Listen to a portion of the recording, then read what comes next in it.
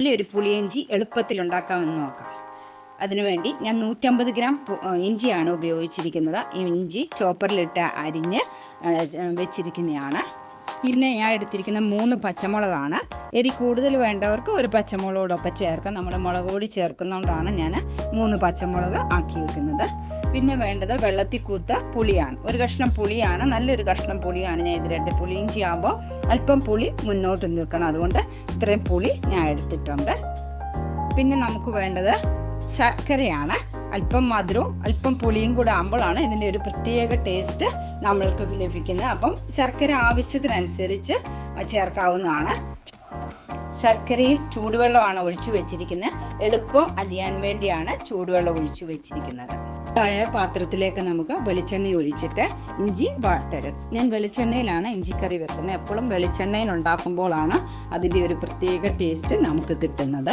ആദ്യം നമുക്ക് ഇഞ്ചി വറച്ചത്.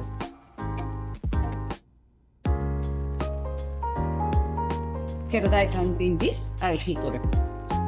നല്ല ബ്രൗൺ നിറമാവുന്നത് വരെ ഇളക്കി കൊടുത്തുകൊണ്ടേയിരിക്കും.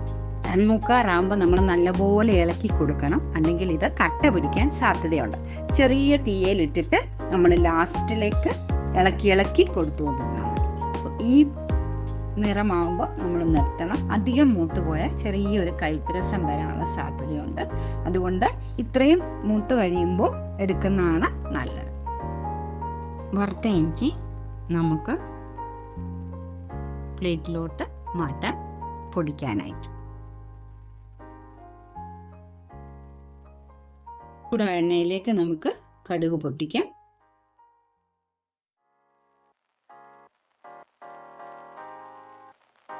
അല്പം ഉലുവയൂടെ ഇടാം. 2 വറ്റൽമുളക് ഇടാം. ഇപ്പം പച്ചമുളക് ഇട്ട് കൊടുക്കാം. കറിവേപ്പില ഇട്ട് കൊടുക്കാം. നന്നായി ഇളക്കി കൊടുക്കാം. തീ കുറച്ച് വെച്ചിട്ട് അതിലേക്ക് നമുക്ക്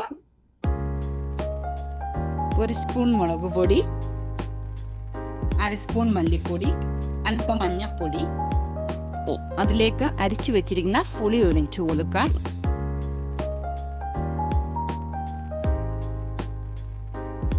നന്നായിട്ട് ഇളക്കി കൊടുക്കാം. ആവശ്യത്തിന് ഉപ്പ് ചേർക്കാം. മസാല തിളച്ച് കഴിയുമ്പോൾ അതിനകത്തേക്ക് പൊടിച്ചു വെച്ചിരിക്കുന്ന ഇഞ്ചി ചേർക്കാം. തിളച്ച് കഴിയുമ്പോൾ അരിച്ചു വെച്ചിരിക്കുന്ന ശർക്കര അതിലേക്ക് ചേർക്കാം.